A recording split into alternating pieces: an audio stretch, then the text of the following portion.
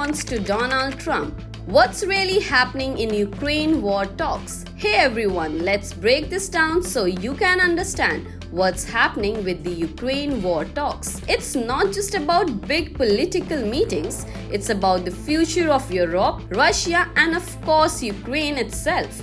Let's dive in. International drama unfolds. This week, the Ukraine war takes center stage again, with leaders from Europe, the US, and Russia holding critical meetings. But here's the twist. Ukraine, the country being fought over, isn't even invited to the talks. Let's break it down. Paris talks. Europe scrambles for unity in Paris. European leaders are trying to figure out how to respond to a surprising move by the US. Donald Trump wants to negotiate directly with Putin. And the UK, its leader, Keir Starmer, has dropped a bombshell. He's ready to send British troops to Ukraine to help secure a peace deal. But the vibe in Europe? Mixed. Germany is skeptical of Donald Trump's plans. Poland is worried about Russia gaining more power, and smaller countries like Denmark are watching anxiously. Everyone agrees Russia shouldn't win. But how do you stop Putin? Riyadh talks. The US and Russia go head to head. Meanwhile, over in Riyadh, Saudi Arabia, the US and Russia are having their own showdown. Russia's foreign minister says he's ready to listen to America's ideas, but don't be fooled. Putin's demands are clear. Keep the land he's taken, lift sanctions, and block Ukraine from joining NATO.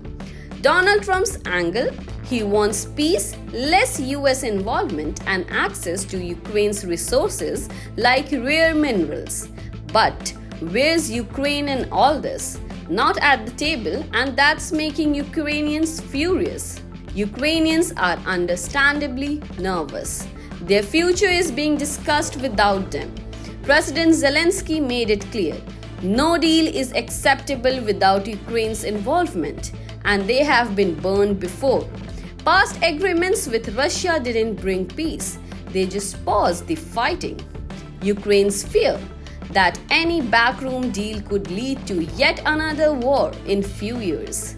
The bigger picture, what does everyone wants? Here's the key. Every country at these talks wants something. Russia wants to keep its gains. The US wants peace but less involvement. Europe wants security but they are divided on how far to go. And Ukraine? They just want their land and their freedom. So why does this matter to us? Because these talks aren't just about borders. They're about power, control, and how the world handles aggression. What happens in Ukraine could set the tone for future conflicts. For now, the talks continue and the world waits. Will it be peace or just a pause in the fighting? Stay tuned. Got questions? Want updates? Hit that like button. Follow us and let's talk about it in the comment section. Your voice matters.